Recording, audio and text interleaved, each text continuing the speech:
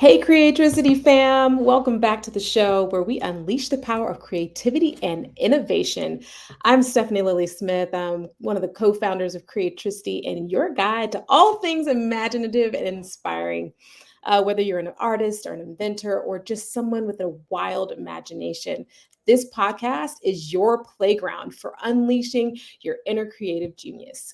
Get ready to dive into a captivating conversation with industry trailblazers, thought leaders, and creative geniuses from around the globe.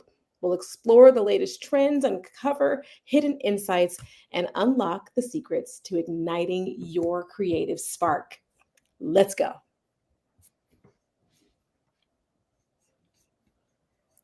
Okay, I'm going to do it again. Make it a little higher for the sight lines. What's up, fam? Welcome back to the show where we unleash the power of creativity and innovation. I'm Stephanie Lilly Smith. I'm one of the co-founders of Creatricity and your guide to all things imaginative and inspiring. Whether you're an artist, an inventor, or just someone with a wild imagination, this podcast is your playground for unleashing your inner creative genius. Get ready to dive into a captivating conversation with industry trailblazers, thought leaders, and creative geniuses from around the globe. We'll explore the latest trends, uncover hidden insights, and unlock the secrets to igniting your creative spark. Let's go. Hello. Oh my gosh, we know you both are the busiest people. Okay, this husband and wife team is doing all the things gloriously with two kids. Power couple. I'm gonna tell y'all about my mommy crisis that's happening right now. So tell us. I already got like 2 outfits that I can fit. I go to put on one. A is way too big now. And I'm like, oh God, which is yes. But I don't know where the belt is. Thank you to my 4-year-old daughter. And I'm like, okay, well, what are my options? These are the thrills of being a parent in the industry. I got to go to an event and I cannot find my belt because my child has hidden it from me. I mean, half the problem just making an event is like, do I have the energy to even put together my outside outfit? Right. You be living in these inside outfits, but the outside outfits, you're like, Jesus, it's got to be clean. Yep. And Jupiter just busted his eye right before this. No. Tumbling around, doing stuff, and then hit his eye on the corner of, and like, it's split. So like, all right, there's that. So can you hurt something other than your face? Like every boo-boo. How about that? The first time you got to fall on your face, the kitchen, the bathroom, everything. Chipped a tooth. I'm like, good thing these fall out. We don't have to replace that. Yeah, these boys. See, you don't have to so much arnica. Like every other minute. Girl, you use arnica for everything. Oh, your head hurt. Exactly. The last thing I'll do is give him, what is it, Motrin? And then I'll be like, all right, maybe this is a time for At this point, it could be Jell-O in a little cup. I'll be like, it's because Motrin playing this out. Motrin is like the new Robitussin in this house. Well, give him some Motrin. Hello. Arnica and Motrin. Yes. And you know what else? And Epsom salt. I'll be like, one of those Epsom salt baths, or I'll put his feet in a tub, like a big pot of Epsom salt and water. I'm like, because growing pains, like so many growing I found this really cool roller, and it has what's the magnesium that's in the Epsom salts that you can roll on your baby's feet and on their back, like between the small of it, and then they literally just soothe. Legend likes to roll it on his feet now before bed. He's like, want to do the roller? So you're gonna put that in the chat thread. I will for sure. Pass that along. It's amazing. Brooklyn can use that because she be up for an extra 2 hours in the bed. Talking about, mommy, I can't sleep. Rub my back. Yeah. Snuggle with me. Snuggle with me. Who gonna snuggle with my y'all? Thank you so much for being here. Yes. Welcome to the podcast. It means so much to have you here. It's, I almost feel like I'm so happy Jamal shared who he met, because I guess we need to start asking people, like, tell me your Creatricity amen moment. Yeah. So, I mean, Jamal told me his amen moment. So, Angela, if you got an amen moment, whether it's business, personal, or what? Yeah, Q Jones, is that his last name? Yes. Q has been a real amazing supporter, and I'm really grateful for him. I'm grateful to have him in my corner, and I look forward to whatever we're going to build. We're building, and he's a great dude. So he is. I'm so happy for that. That makes me really happy. Oh my God, that's what Q's amazing. Oh my God, and Q know everybody. It's like the most. He's like, who you need? I feel like Creatricity is just a room of people who are also Creatricity. Like everyone's network is so vast, but I think what happens is our networks get stale to us, but it's like the jackpot to the new people. The bridges that help make things work. And sometimes your moat is somebody else's dream. That's all this thing is. So, and they probably provide you with something that you didn't expect for them to provide. Because it's not just the resource or their superpower per se, but it's also just the rapport and the connection that you make with those individuals. Well, yes. And I mean, even just to have a room that much more warm, you know what I mean? You go into a space and you're not expecting to know anybody, and you got to talk to some people, and then all of a sudden, here's 1, 2, 3, 4 people that you met at Creatricity, and it's like, oh my God, yes. That makes me so happy to hear. Yes. One of the other questions we like to ask people is, everyone here is a multi-hyphen. Like people, it's so funny. We live in a time that our parents could have never imagined. I mean, I live in a house where my parents were like, pick one thing. No, don't pick acting. Pick one thing. Make a career, and you stay there for 50 years. And obviously, we're not there at all.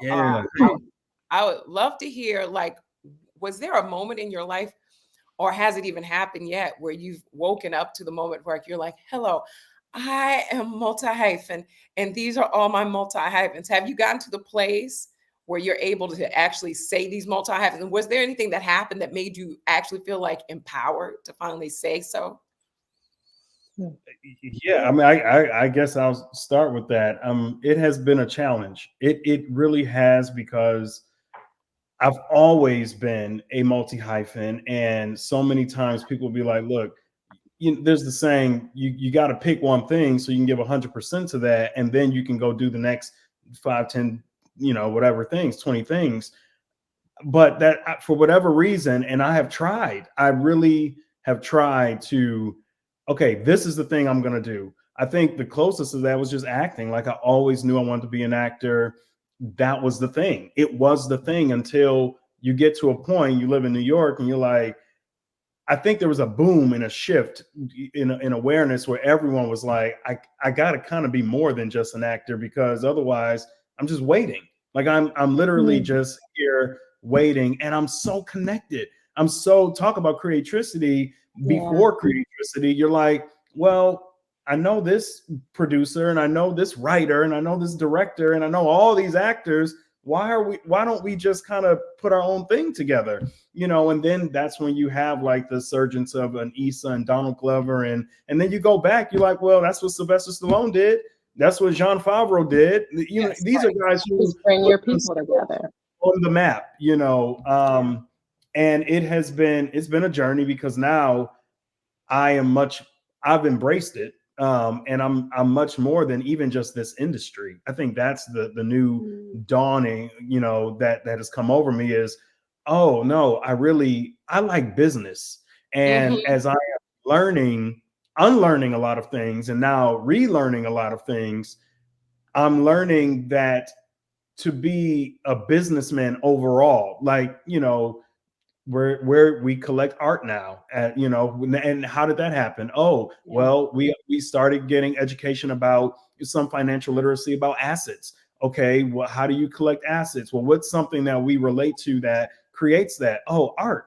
we have access to some renowned artists. Okay, so let's start that way. Okay, now I've got an opportunity to open up a barbershop.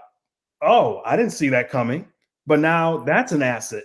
And I'm a producer, so why don't I take the same creative project management over here? And it's also kind of because of need, because, you know, like between the pandemic and the strike, you're like, I kind of need to figure something else out, you know, because when our industry is good and it's working and you're working, it's like, oh yeah, this is great. But then you're always at the behest of something. And so it's like, well, I know financially I'm trying to create several streams of income and build my asset portfolio. Okay, why? Okay, here's an opportunity. And then let's not even stop there. So that's just how my brain keeps operating. And it is a big barrier to cross, because at the end of the day, to tell you the truth, all I really want to do is just act. I like, in the heart of heart desire. Jamal, you got too much. Makes you sparkle. It makes you sparkle, and I resonate with you so much, Jamal, because I am very similar to you in that I do a lot of different things. If I'm not producing and running a company and being a mom and, you know, trying to produce things on my own and all of those kinds of things, I don't feel complete. So I just feel like you're right in your stride and doing what you're supposed to be doing. And that's what being a creative person is it's finding a way the of place. living a life. That's right. That's right. You find your joy in every moment of every day. Yeah. That was so beautifully stated. Yeah, creativity is a way of seeing and being and doing life. It's not like you don't have to sing to be a creative person. You're able to take things that are not related and make something out of those pieces. Like, that is the heart. I really feel like, Jamal, even if you had an everyday acting job, your brain still would be like, wait a minute, but if this What's is going on over here? If this issue, what I'm gonna do? Because every acting job must come to an end. So you'd still be nervous. You'd be leveraging that acting job for your next job. You know what I'm saying? One of my favorite shows right now is Mark Wahlberg's show. It's this reality show where he's showing you him be a businessman, and like he's overseeing Wahlburgers, he's taking on other ventures while he's like flying to do an action film.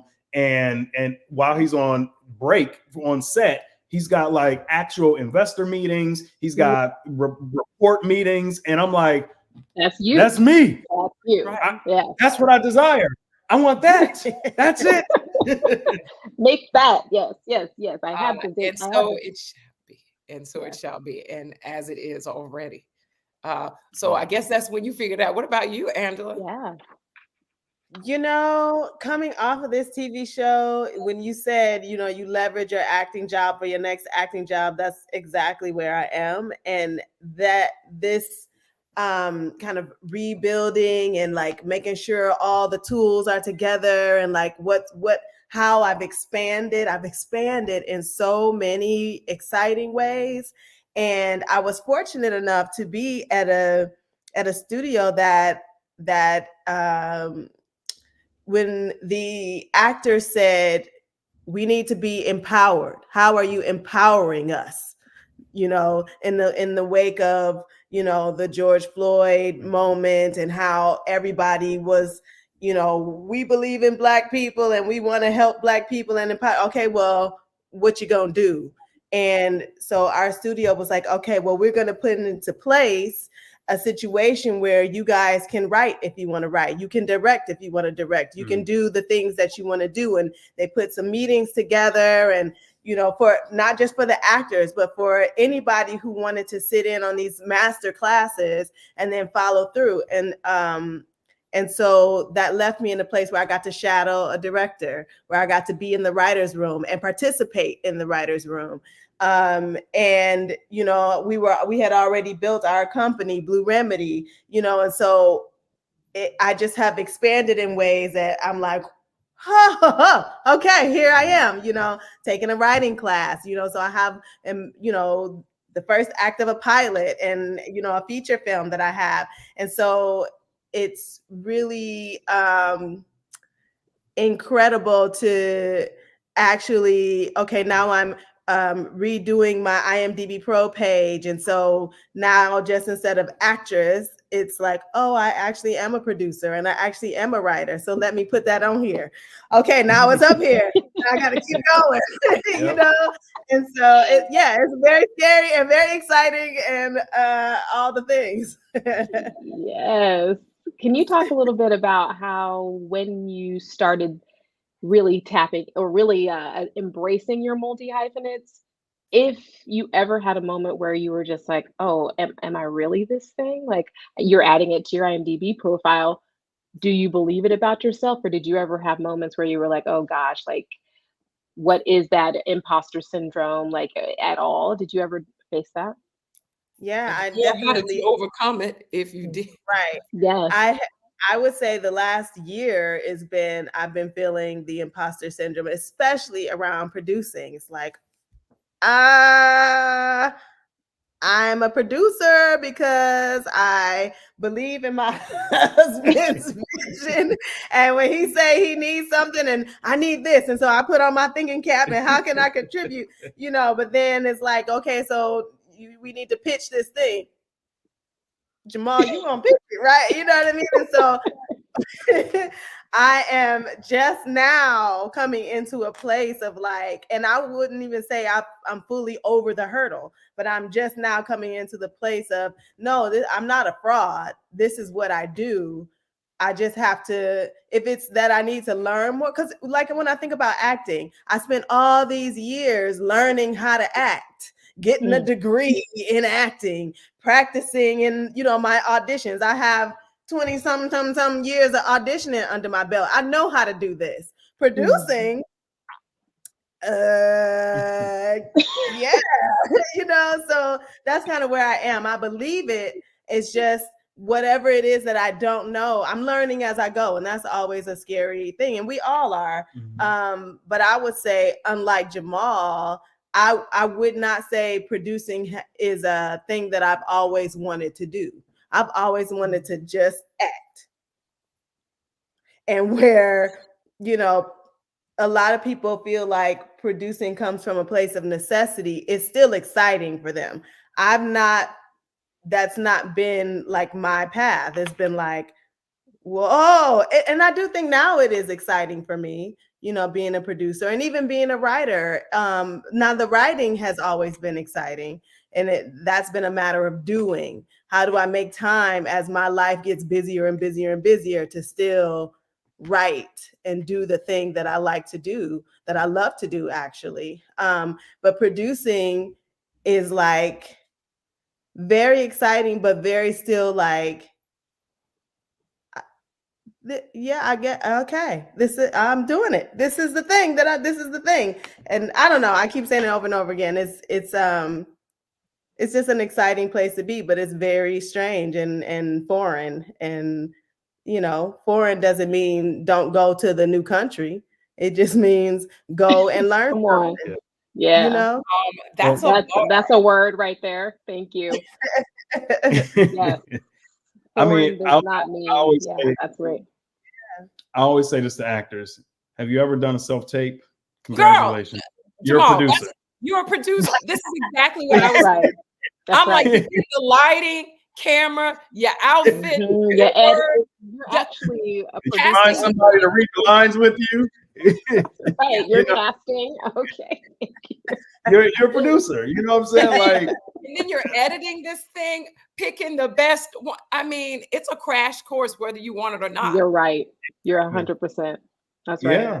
I mean, in New York right now, a lot of the big casting offices that we grew up going to are no longer shuttering. They've already shuttered. Like people who were that casting person gone. They've either totally retired or they've been forced to open up their own like freelancer sort of shop because everyone's self-taping. So what do you need the office for?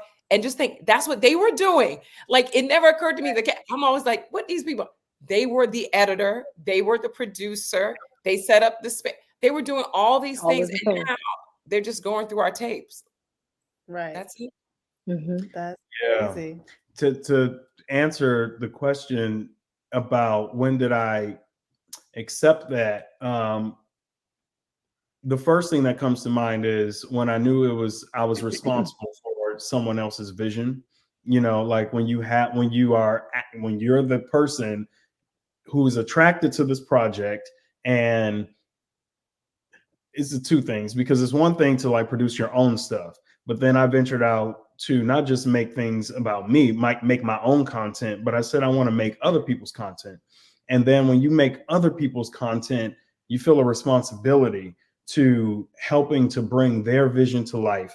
You know, like I'm responsible for I want to be trustworthy.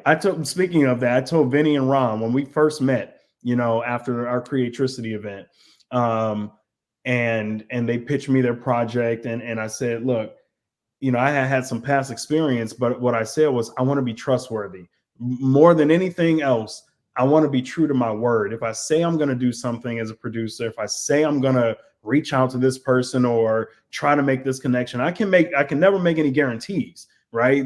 I think we all know that in this industry, there are no guarantees, but as long as I do what I say I'm going to do, that took it to another level, because then it was like, okay, I gotta hold up to my word. Like, okay, we're going to do this. Okay. So the script, let's start with the script. The script's got to make sense. Like, I got to do the homework. I've got to get better at learning how to do what is it called? Scripting no, out? Scripting out. Well, not scripting out, but what's the term? When you give the report coverage. Thank you. Yeah. Jeez. But I've got to get better at doing coverage. You know, like so I joined the film group. What coverage means. Yes, coverage. Yes. So when you go through a script and you are giving your notes about how it resonates with you, how you think it'll resonate with a particular audience, does it make sense? What are the beats? Does the story make sense? Can it be shortened? Is it too long? I mean, I've gotten scripts that are 155 pages, and I'm like, okay, it's a little bit too long. You know, where can it be condensed? And you just give all these different notes, and you have to have an eye as to how do you think this thing will sell? What is the market for it? You know, just and is it right for this particular company? And what we're trying to do in our mission, right? And so when you start to become aware of all these different things, I had to learn that. I didn't, you know, because I had only been reading scripts from an actor's point of view, right? And so now it's like, well, this is a business, and I want to get this thing up and made.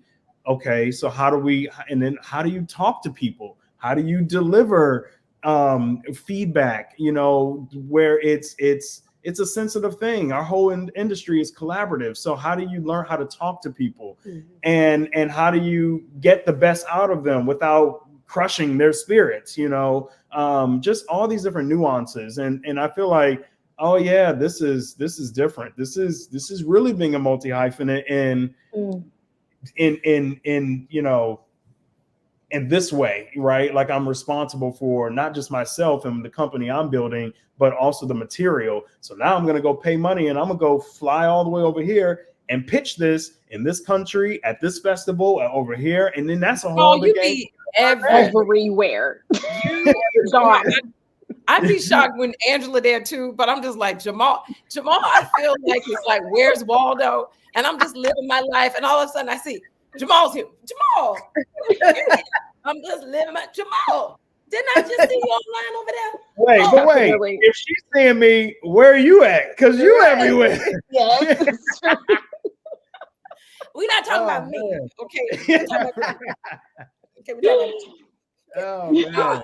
It's so crazy. You know, one thing, the integrity thing, this is so big about who we even bring into Creatricity. Like, this isn't an ad or anything for Creatricity, but in general, the people you want to work with, you hope they know what the word integrity even means.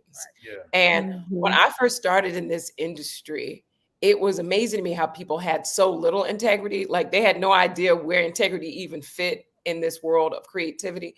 But then the other thing is that I won't forget, I was working with a certain someone, and she kept talking to her friends as if it was an insult to me that I would do the thing I said I was going to do. She's like, yeah. And then so I told Cassie this idea, and then she did it. And I was like, why would someone do that? And I was like, okay, I cannot work with this woman because she is broken. Oh, wow. You is the problem. Why people don't like being in this industry, girlfriend. If you suggest it and you say you want it, you're supposed to do your best to complete said task. And I think that's why people become producers, because they know what it means to have a vision and to complete it no matter what the obstacles may bring. And then you have to be a great communicator to hope people can reflect back what is in your head. So I don't take it lightly at all that you would start a relationship off about what your integrity means. Says to me that those are all the building blocks of like a successful person. Because what I like to say is success leaves clues, and so does failure. And those are one of the clues towards success. Speaking of success and doing all these projects, I'm just wondering, like, this would be so helpful for people, me especially, so helpful for people, is like, and y'all have such a busy life, so it might be nothing, or it might, like, your brain might take a second to really figure it out, even if it's even possible, which is, do you find that there is things that you do, rituals that you might partake in that allow you to get into the creative mode? Like, is there anything that you notice over and over again that you're like, if I put these boundaries, these obstacles, or this opening around me, certain things will flow in so I can get into a flow state or the creative state, or this is the thing that gets me out of the block of like stuckness that gets me into the thing. Has anything you've noticed work? Jamal's like smiling, like, I got it, right? Well, mine is funny right now because I think I automatically start on creativity, and it's more of like, okay, I've learned I need something to kind of take my mind off so that things can flow. And oddly enough, it's become watching sports. I don't know why. I know that's why I laugh, because I am shocked. Exactly. I don't know. I didn't grow up really in sports. Acting was my sport, right? That was it. I didn't have look.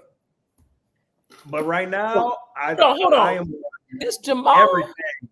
Yeah, exactly. I mean, look, I can have a full conversation about the draft. I can have a full conversation about what's the playoffs right now. I'm at the airport. Who are you? I'm at the airport talking to somebody. I'm like, yeah, what's up with Panay Sewell? You think he's going to get the 50 mil? Because they need to up his contract. Like, I'm there. I listen to every podcast. Wow. I'm listening to the First Take. Stephen A is like, I don't go a day without Stephen A. I mean, it's weird. I did a movie with Stephen A. Or Shay Shay, it's weird. So this is interesting. Something about, like, I almost feel like a part of your mind gets to relax watching football that allows these other things to flow in. Is that what you're saying? I'm stressed out about the game. I'm like, when did you get so into sports? Because I needed to like relax, but you're not relaxed about this game. You know what? Shouting at the television. Because sports for men is like the Real Housewives are for other women. It is cathartic for them. No, it is like a reality show. It's a reality show, because you know those people's lives on and off the field. Well, you know why off season he should have been, and so now on season, and look, they got that, and I'm just like, what Real Housewives of football is this? But it's the backdoor into entertainment too. Like it's football, it's basketball. I'm watching women's soccer, the women's tennis. I mean, I don't know why, but I'm watching international sports. I don't know where, and I'm like, am I about to like create a sports sort of dramedy or something? I don't know where, but I tell you, it's like I need it. Like I cook, like when I get ready to cook, I've got my phone. And now it's a thing. Brooklyn is like, last night we're watching the Lakers, and she's like, "Daddy, come on now, sharing is caring. Sharing is caring. Let me see the phone." What team are you? What did she say? What team are you? What? Oh man, she said, "What team are you for?" And I was like, well, my team's out, but I'll go for. I don't know why. I'm gonna go for Denver. Ooh, can't believe I said that. He said that on the podcast in playoff season. Right. Hey, you don't have a dog in this fight. It sounds like you don't have a dog in this fight. I don't have any dog in the fight. I don't have any dog in the fight. But I don't know. It's weird. Like my flow state right now. Well, it's definitely not sports for me. Yes. I think when I make a space to just childcare, when I make sure I have childcare, that just solves a lot right there. You know, that's so real. Quiet.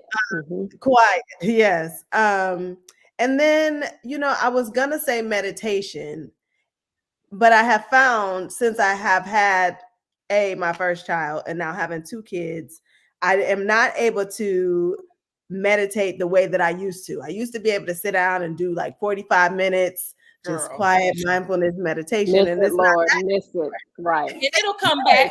And it'll come back. It'll come back.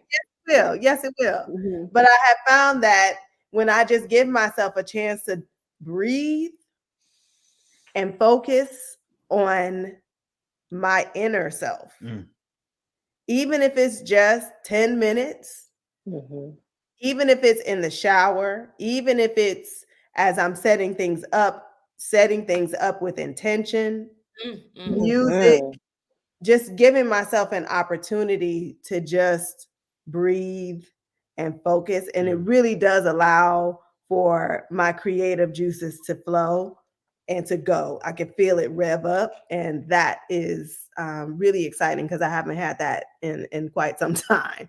You know, that is a kind of a rediscovery that I've had in the last, I would say, few months. So good job. That's Something beautiful. about being intentional about setting up the space is Yes. so just really resonates with me. Something about, you know, it's like going to the gym. It's like, if I can just get to as soon as I sit on the bike, the rest will take care of itself. I'm a Peloton person. As long as I turn it on and pick a class, fine. But everything else getting there is the tension. And the same is true around creativity. It's like, as long as, like, if everybody leaves the house, I find being a mom, I'm actually full of creative ideas, but it's simmering until I have a second to actually act on it, because there's all these other responsibilities pulling at me that it like makes my eye twitch. Like, listen, can I just get this one idea out? Can I just write it down? Jesus. Okay. When Legend goes to bed at night, I'm like, I'm just going to take an hour and sit in front of my computer and do whatever I want to do creatively for this hour. Like that sets it for me. A good glass of wine and some quiet. Thank you. I did the wine thing last night and it messed me. Well, I have these like chocolate things left over from Easter, but they're like alcohol bottles made out of chocolate.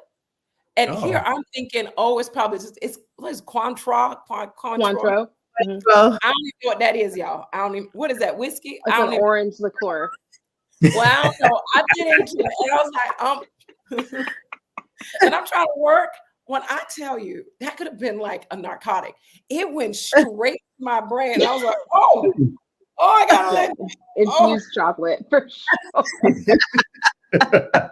I was like, okay, no more alcohol for this wine down. I thought, speaking of this wine down, y'all, we're coming to the end, but I could have literally talked to y'all for another 45 minutes. Like, totally. Also, y'all are just some of my favorite people. I just want to be around y'all. All I do is write, Angela, give me 1 minute. Just tell me when. I'm bringing Hudson, please. Okay, if I can't come, Hudson's free. I still, it's such good role models. To mail your baby to me. I need Jupiter at my house. Thank you. I just need Jupiter in my house too, because I just feel so uncreative every time I hear that name. I'm like, and I like my son's name, but Jupiter. You named him Expansion. Thank you for that. Yes. No limit.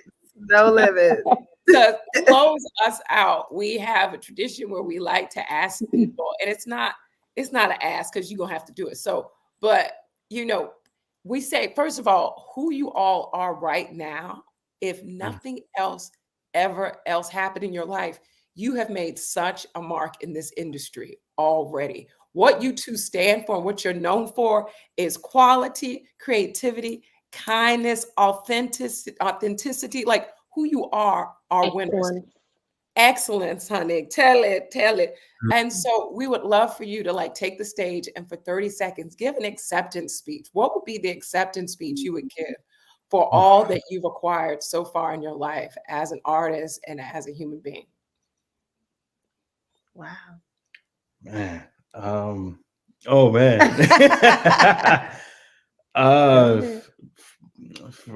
You want me to go? Yeah, okay. I guess first and foremost, I really do want to give gratitude to God, and to my angels, my ancestors, my mom, my grandfather, and just all the heavenly spirits that surround me and us and protect us. I want to give thanks to all those who believed in me and continue to encourage me to believe in myself. Because boy, we're multi-hyphenates. It just basically what that means is you're being told no in multiple arenas over and over again. But I have an incredible support system of both family and friends. I mean, my village, it's y'all, my village is tight and we hold each other accountable all the time. We talk to each other, and I could name names, but you guys, y'all, whoever sees, who you are. My kids, man, I look in their eyes and they just, I don't know, man, they pull it out of me when I'm like down in the dumps. And I just remember when my daughter Brooklyn was just like, yo, daddy, you're amazing. And I didn't even ask for that. And she just said that. So my kids and then my wife. I mean, I don't do this alone. We don't do this alone. We work at what we have. And I mean, relationship wise, like this takes work, and it takes a willingness to want to work at it. And we have said yes every time, and I appreciate you for that. So I'm blessed.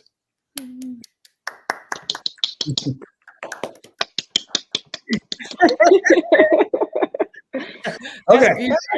Oh, Jamal, love you. Love that. Oh boy. Miss Angela. Angela, if anybody deserves this acceptance speech, it's like what Snowfall was and is to the culture will endure long after you are gone. People are in love with what you created on that show.